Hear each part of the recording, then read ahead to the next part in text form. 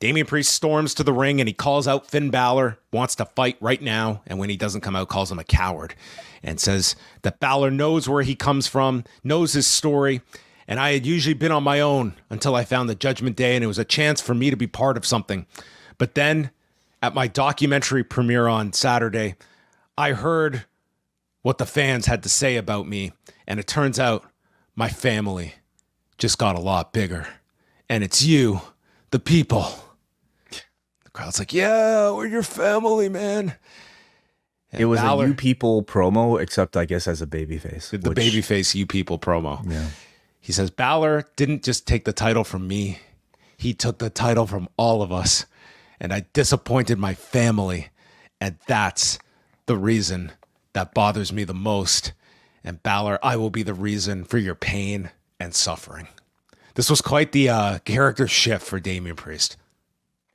What, as a guy who now fights for the people and not his own. I felt it was a little strong just in the... well, you weren't at the documentary premiere, John. that is so you true. have no That is idea true. what- Obviously, this was like a life-changing screening. Yeah, you don't know what these people said to him after that screening. So, I mean, listen, they have to push this guy now as a babyface, and maybe just the promo did verge on like corniness, with the whole You People stuff. You're I'm my sorry, family but he now. also looks like he's like flying to the ring here with his wings. That's the intent, isn't it? This is, yeah, okay. Yes. Anyway, so but I thought the delivery was really strong. Like I think his promo has been maybe the most criticized part of his game up until this point. I think by the end here, he managed to really figure it out. Like his aggression sounds really strong. I mean, I think he was trying to go with like the laid back Scott Hall thing for quite a while. I much prefer this guy with something to be angry about and revenge to get. And you can hear the passion in his voice. I thought it sounded authentic. I thought it sounded very good. My family member, Damian Priest, making me proud. Family. He is fully Vin Diesel now. Yeah, he is. Yes, he should come out in a Charger, shaved head. With a Corona. Absolutely, yes. Okay. So then Balor appears on the screen and states that he blames Damian Priest because he is the one that betrayed the Judgment Day. We were supposed to have each other's backs no matter what, and there was to be no leader. But all of that changed when you became champion. And this guy, one of the last people to still have a physical photo. He pulled up this photo, not on his phone. Someone had like a Kodak camera at SummerSlam last year when he faced Seth Rollins. And this was when Priest had the briefcase and was at ringside teasing the cash in and said, Are we sure it wasn't a still shot? He just printed, maybe he put his camera up on the TV and took a photo. It still went to a lot of work to. You probably have to go to a Walmart or Staples to get this thing printed out just to use in this promo. Maybe he's been using it as motivation. Yeah, maybe he has a dark room and he developed it himself. Well, we know he has a dark room. That's where he filmed this promo. That's right. You're right. He just finished developing the lone photograph. Kodak Judgment Day Balor. are a photography club. We've figured it out.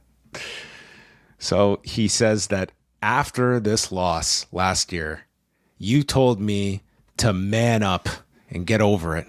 So I waited a year. Balor's been crafting this for a year. Don't ever interfere in this guy's matches, okay? That's a warning.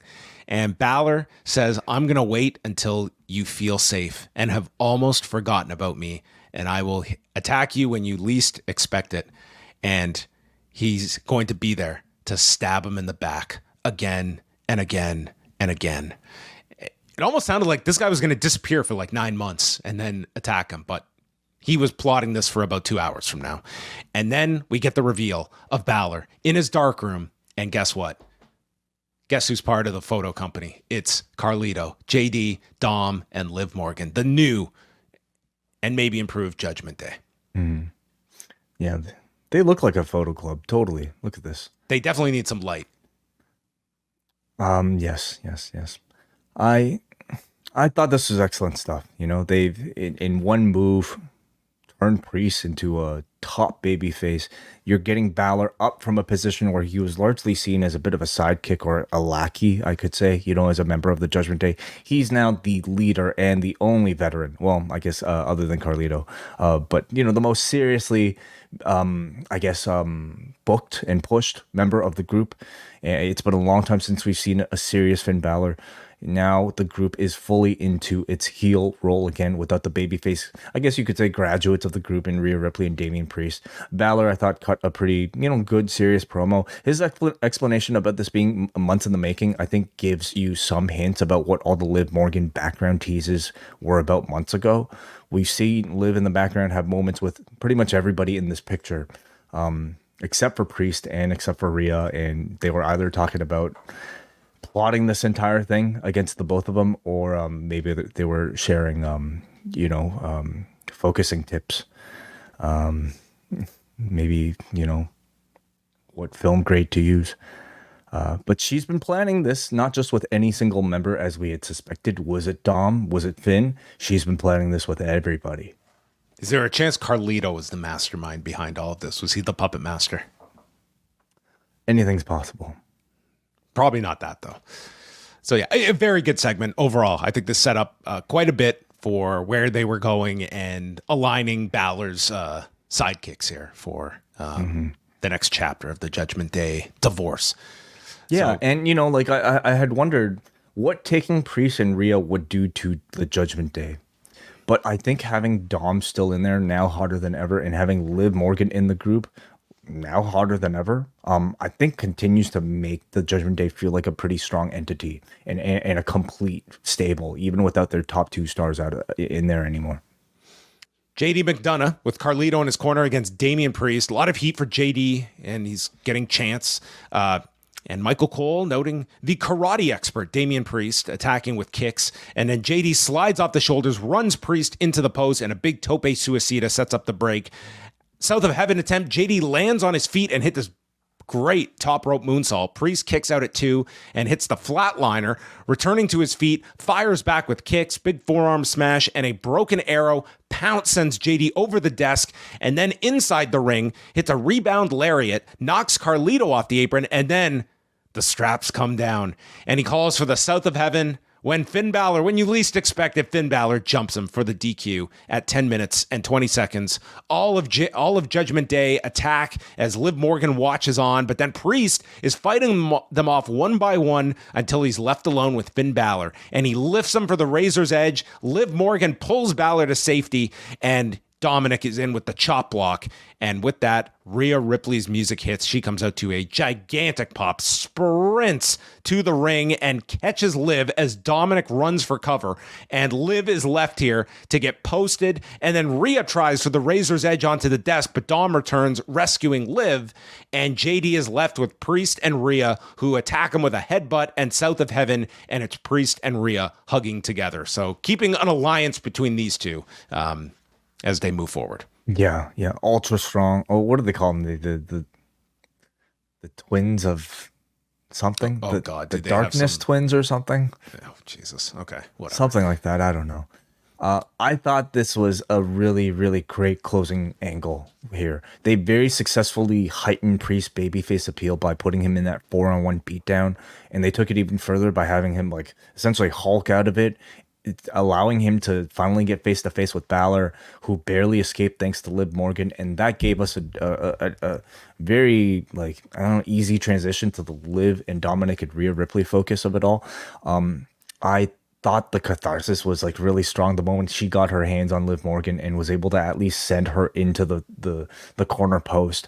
Dom, of course, here's the thing, anytime one of these two gets the upper hand, you have another member there to pull the other to safety, and they played with that tension, I think, so incredibly well. They've done a great job of turning both Priest and Rhea into super hot baby faces coming out of the group. And I mean, that so much of that came from the great work of Dominic and Liv Morgan and Finn Balor, and just, obviously the writing that's been attached to all of this as well. But everybody in the Judgment Day storyline has come out of this stronger as a result of Saturday.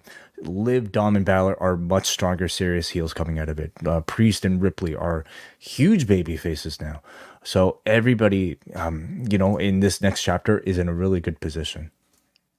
Bit of a lateral for Carlito, maybe. A bit, yeah. JD moves up, I guess, a little.